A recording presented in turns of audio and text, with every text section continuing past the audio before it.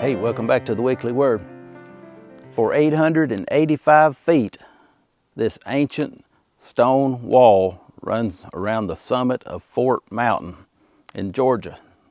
The other side is just looking off on the town of Chatsworth down below. There's lots of walls like this in the southeast. This is the most famous one here at Fort Mountain. There's lots of theories about who built them, but nobody really knows.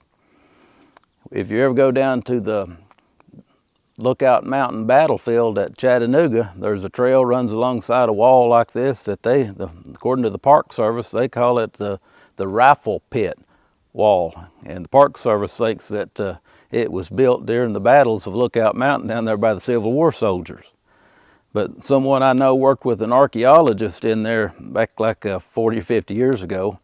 And the archaeologist, after working in there all summer, determined that the same people built that one at Lookout Mountain that built this one on Fort Mountain in Georgia. Well, who built them and why? Nobody really knows, but there are a lot of theories. And I'll share with you probably the oldest theory there is that comes from the Cherokee people.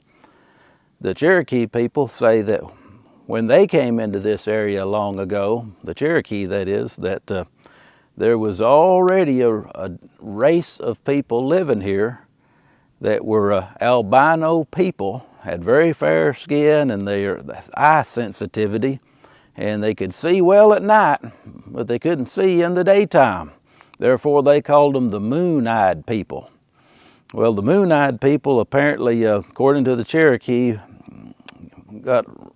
ran off from their original lands by the creek when they were in wars with them, and the creek ran them over to a wooded place near Murphy, North Carolina, and that was the last place that the moon-eyed people ever lived.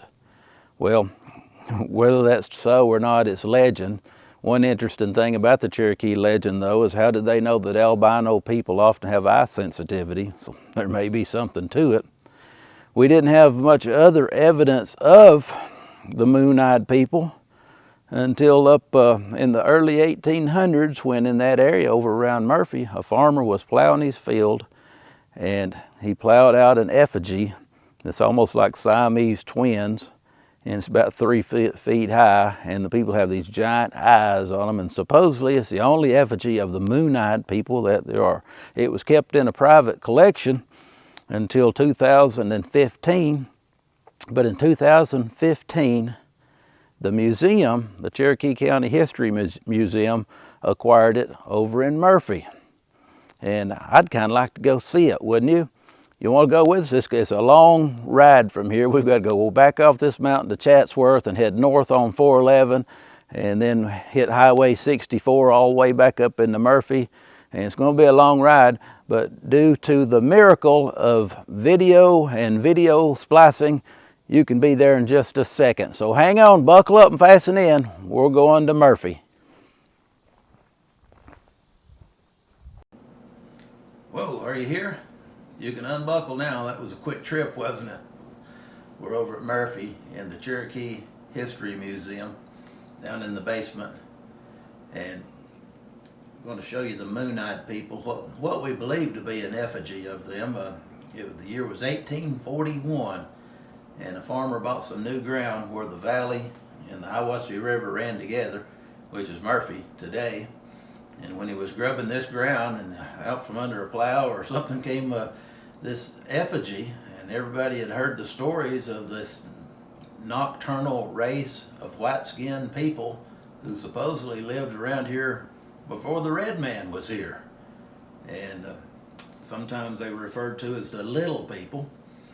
But anyway, we've got this effigy we're going to show you here in the museum. Kind of looks like aliens, don't they? You can see their eyes and their face there. Wouldn't it have been something to roll that out from under your plow and find that?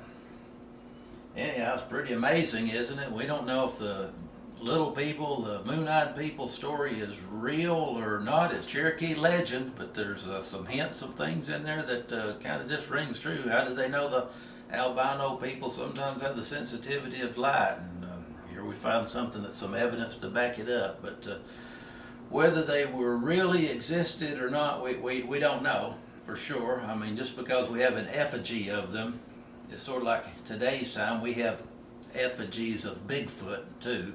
Doesn't prove he exists.